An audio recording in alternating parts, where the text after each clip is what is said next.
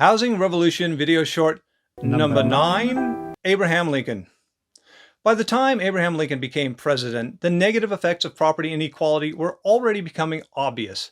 In his book, Abraham Lincoln and the Men of His Time, author Robert Brown, MD, recorded some of Lincoln's thoughts on this growing problem and how to stop it. I've put the web address to this passage in the description below. Here are some of the highlights. Lincoln says, "An individual or company or enterprise acquiring land should hold no more than is required for their home and sustenance, and never more than they have in actual use in the prudent management of their legitimate business. And this much should not be permitted when it creates an exclusive monopoly." In other words, no one should be able to control more land than necessary for their own home, sustenance, and to run a legitimate business. Legitimate meaning a business actually producing real goods and or providing real services. So this is a very take what you need and leave the rest-ish point of view. In fact, it's a very take only what you truly need and leave the rest-ish point of view. So Lincoln continues, "All that is not so used should be held for the free use of every family to make homesteads, and to hold them so long as they are so occupied." So this was a precursor to Lincoln's Homestead Act. Now, of course, the Homestead Act was only made possible by shoving the Native Americans onto reservations in order to open up the land to be settled. Yet another in a very long line of ugly American injustices, both domestic and abroad. But a couple of important points about that last sentence. Notice Lincoln says, every family. Again, it's very similar to Jefferson saying the earth is given as a common stock for man to labor and live on. And then at the end, Lincoln adds a condition. The right to control the land would last as long as one was actually occupying the land. Very similar to Madison at the Constitutional Convention when he cited laboring and making improvements to the land as qualifications that would warrant the protection of one's ownership of land. Yes, Lincoln's answer to the new feudalism and the property inequality it was causing was a very cut to the chase, no loopholes, straight to the point solution. No one should be allowed to own land they are not living or working on. No company should be allowed to own more land than necessary to run their legitimate business. So what would life be like if we had implemented Lincoln's ideas? How different would life be?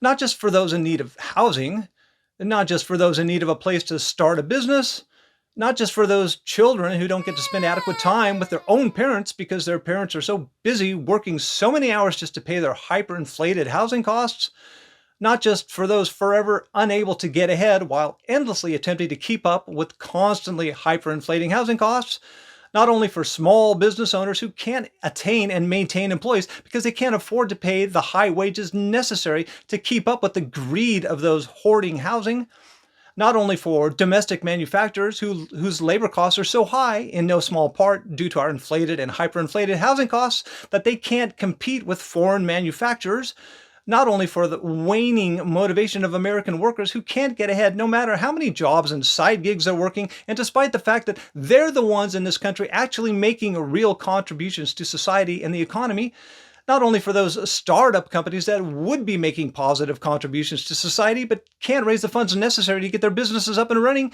as investors prefer to put their money into non-productive inflationary real estate investments.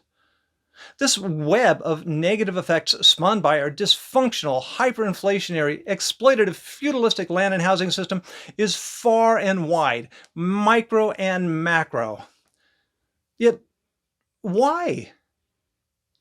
Just so some individuals and real estate corporations can make profits without having to put in the time and effort required to actually produce real goods, provide real services, and actually make a positive contribution to society? Just so some individuals and real estate corporations can easily use the leverage inherent in these most vital resources they're hoarding to siphon off the fruits of others' labors? And as per usual, minorities and the poor have suffered the most under this system. And it's a sad commentary that their suffering hasn't been enough to get the rest of us to demand change. But now, with this dysfunctional system's web of negative effects growing broader, more severe, and unavoidably more obvious every year, from homelessness at all-time highs, to our children being totally screwed, and to our ever-increasing dependency on foreign manufacturers, This system is going to take our country down unless we act soon to dismantle our unlimited feudalistic property laws and in turn create a highly functioning, equitable, affordable land and housing system that houses everyone, which is something we can easily do.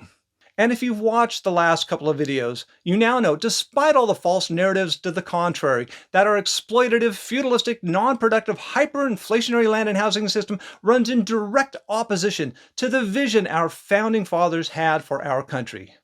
There is no legitimate reason to keep this perpetually dysfunctional and harmful system in place. The only things stopping us from making the fundamental changes so needed, as laid out by Abraham Lincoln, is our lack of understanding the system's wide swath of negative effects, our lack of willingness to stand up and fight for real root-level change, and of course, the well-oiled machine that protects this exploitative, me first, America second system and those profiteering from it.